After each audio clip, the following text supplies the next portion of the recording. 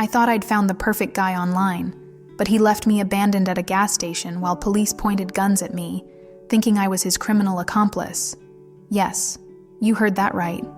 What happened next could save you from the most dangerous first date of your life. Stay with me, because the twist will change the way you look at online dating forever. But before I dive into this crazy story that still gives me nightmares, please hit that subscribe button, give this video a thumbs up, and share it with your friends, because stories like this need to be heard. So let me take you back to that weekend when everything started. I had gone out to this cute little bar with my girlfriends for our usual Saturday night hangout. You know how it is. We needed to decompress from the week, have some drinks, and just enjoy ourselves. While we were there, I noticed this really attractive guy across the room. He had this confident smile and seemed genuinely interesting, not like the typical guys you usually encounter at bars who just want to buy you drinks and expect something in return. We kept making eye contact throughout the night, and there was definitely some chemistry building between us. My friends were encouraging me to go talk to him, but I'm usually pretty shy when it comes to approaching guys first. Instead, we just kept exchanging glances and smiles from across the room. Unfortunately, the night ended without us actually talking, but as we were leaving, he approached me and asked for my number. I was thrilled because he seemed like such a gentleman, polite, well-dressed, and genuinely interested in getting to know me. The next morning, which was a Sunday, I woke up to the sound of my phone buzzing with a WhatsApp message. It was him.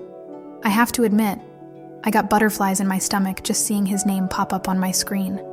We started chatting right away, and the conversation flowed so naturally.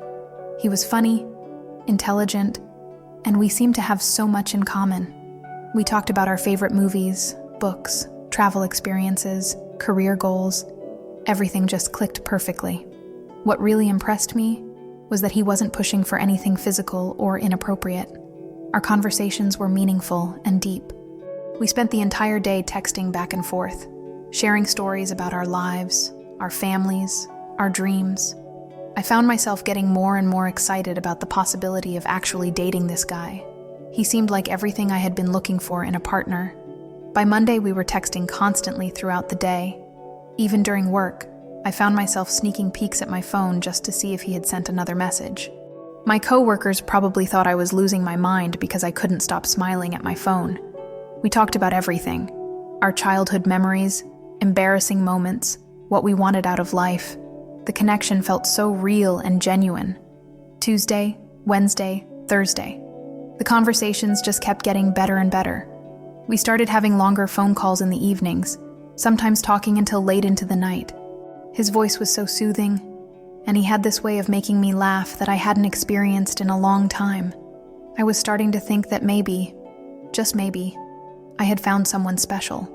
By Thursday night, he suggested we meet up for dinner on Friday. I was over the moon excited, but also nervous. You know that feeling when you've been talking to someone online or over the phone, and you're worried that the in-person chemistry might not be the same? But I pushed those doubts aside because everything had been going so perfectly. I spent Friday afternoon getting ready for what I hoped would be an amazing first date. I wanted to look perfect for him, so I chose this beautiful black midi dress that hugged my curves in all the right places. It was elegant but not too formal, hitting just below my knees. I paired it with my favorite black high heels, the ones that make me feel confident and tall. I did my makeup carefully, making sure everything was flawless, and chose a small clutch purse that matched my outfit perfectly. When I looked in the mirror, I felt beautiful and confident. I was ready for what I hoped would be the beginning of something wonderful. Little did I know that this night would turn into one of the most terrifying experiences of my life. He arrived right on time, and when I heard the doorbell ring, my heart started racing with excitement. I took one last look in the mirror, grabbed my purse, and headed to the door. When I opened it, he looked even more handsome than I remembered from the bar. He was well-dressed, smelled amazing, and had this charming smile that made my knees weak. He immediately complimented how beautiful I looked, which made me blush. He was such a gentleman. He walked me to his car and opened the door for me like a true gentleman should. As I got into the passenger seat, I felt like I was living in a romantic movie. Everything was going exactly as I had hoped it would. His car was nice and clean, and as he got in and started the engine, We began chatting about our excitement for dinner. He had chosen this lovely restaurant that had great reviews online, and we were both looking forward to finally having a face-to-face conversation over a nice meal. But then, just a few minutes into our drive, he mentioned that his car was running low on gas, and we needed to stop at a gas station first. I didn't think anything of it. It's a completely normal thing that happens all the time. In fact, I was kind of happy about the detour because I wanted to grab some candy or snacks from the convenience store. I was thinking we might catch a movie after dinner, and everyone knows movie theater snacks are ridiculously overpriced. I told him I wanted to run into the convenience store to grab a few things, and he said that was fine. The gas station wasn't too busy. It was around 8 in the evening, and there were just a few other cars around. As we pulled up to the pump, I noticed there was one attendant working, and a female cashier inside the convenience store. The evening was pretty warm, and stepping out of his air-conditioned car into the humid air hit me immediately. Gas stations always have that particular smell and atmosphere. Not the most pleasant environment, especially for the people who have to work there all day. But I was in such a good mood that nothing could dampen my spirits. I walked into the convenience store with my purse, ready to pick out some treats for later. The store was typical. Bright fluorescent lighting, rows of snacks, drinks, and random items you might need on a road trip. I was browsing through the candy aisle, trying to decide between chocolate and gummy bears, when I noticed some commotion outside through the windows. At first, I didn't pay much attention to it. Gas stations can be busy places with people coming and going constantly. But then I saw the gas station attendant suddenly put his hands on his head in what looked like distress or panic. My first thought was that we were about to be robbed. You hear about gas station robberies all the time, and I immediately felt a surge of fear. But then something completely unexpected happened. The attendant came running into the convenience store, grabbed a set of keys, and locked the door with me inside. He looked at me and the cashier and said something about keeping us safe and staying put. Both the cashier and I were completely confused and scared. We had no idea what was happening outside, but it seemed serious enough that this employee felt the need to lock us in for our protection. The attendant then ran out of the store, leaving me and the cashier locked inside, both of us panicking and trying to figure out what was going on. Through the windows, we could see him running down the street. I later learned that there was a police station just 2 blocks away, and he was running there to get help. My mind was racing with possibilities. Was there an armed robbery happening? Were there dangerous people outside? Where was my date? Was he safe? I was worried sick about him and wondering if something terrible had happened. The cashier and I just stood there, looking out the windows, trying to see what was going on but not understanding anything. After what felt like an eternity, but was probably only about 10 minutes, the attendant came back with 2 police officers. They unlocked the convenience store door, and I felt a wave of relief thinking that whatever danger had been outside was now under control, and I could finally find out what had happened to my date. But instead of relief, what happened next was absolutely shocking and terrifying. The moment the police officers entered the store, they immediately pointed their weapons at me and ordered me to put my hands on my head. I was wearing this beautiful dress and heels, completely dressed up for a romantic dinner, and suddenly I had armed police officers treating me like a dangerous criminal. I was so confused and scared that I could barely process what was happening. Here I was, thinking I was the victim of some crime or dangerous situation, and instead, the police were treating me like I was the perpetrator. I dropped my purse to the floor and raised my hands above my head, my heart pounding so hard I thought it might explode. One of the officers kept demanding to know where my accomplice was. Accomplice? I had no idea what he was talking about. I kept asking what was happening, but they wouldn't explain anything to me. They just kept asking about my accomplice and treating me like I was part of some criminal operation. It was only later that I learned what had actually happened while I was innocently shopping for candy inside that convenience store. My date, this man I had been talking to all week, who had seemed so perfect and gentlemanly, had filled up his gas tank completely. And then, the moment the attendant finished pumping the gas, he drove off without paying. He just left. He abandoned me at a gas station after stealing gas, making it look like I was part of some elaborate plan to rob the place. The attendant had seen me go into the store right before my date drove off, so naturally, He assumed I was working with him as some kind of distraction while he committed theft. The police officers didn't explain any of this to me at the time. They just handcuffed me and put me in the back of their patrol car. At least they didn't put me in the cage-like area in the very back where they usually put arrested criminals. But I was still in the back seat of a police car, dressed up for what was supposed to be a romantic evening, completely humiliated and terrified. The drive to the police station felt like the longest ride of my life.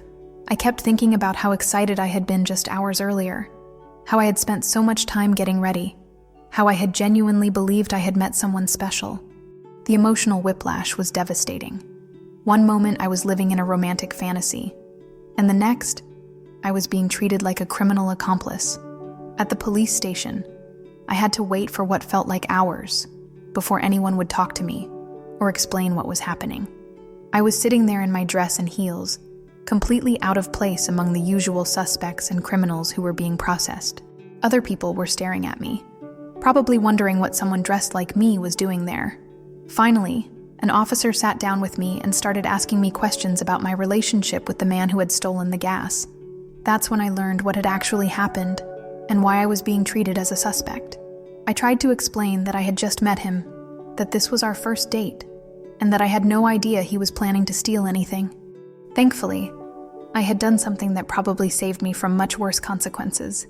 Whenever I go on dates with people I've met online, I always take a photo of their license plate and send it to my friends as a safety precaution. It's something my girlfriends and I always do for each other. You never know who you're really meeting when you connect with someone through dating apps or social media. I also had all of our text message conversations saved on my phone, showing the entire week of getting to know each other, planning our date, and discussing the restaurant we were going to. The officer examined my phone and could see from our conversations that I was genuinely excited about a romantic evening and had no knowledge of any criminal plans. The evidence clearly showed that I was just an innocent victim who had been used and abandoned by someone I trusted. The officer's attitude toward me changed completely once he realized I was telling the truth. Instead of treating me like a suspect, he explained that I would need to stay and give a witness statement about what I had observed. The gas station attendant was also there filing his report about the theft. I learned that what my date had done was considered a crime of opportunity. Sometimes people who would never normally commit crimes see a chance to get away with something and act impulsively. The officer explained that they would investigate using the license plate number I had provided, but cases like this can be difficult to prosecute depending on various factors. Sitting in that police station, giving my statement, I couldn't help but think about how much worse this situation could have been. What if I hadn't gotten out of the car to go into the convenience store? Would he have driven off with me still in the vehicle? Would I have become an unwilling accomplice to his crime? Or worse, a victim of kidnapping? Part of me wonders if he had planned this all along, or if it really was a spur-of-the-moment decision when he saw the opportunity. Had he been talking to me all week just to use me as a cover for committing theft?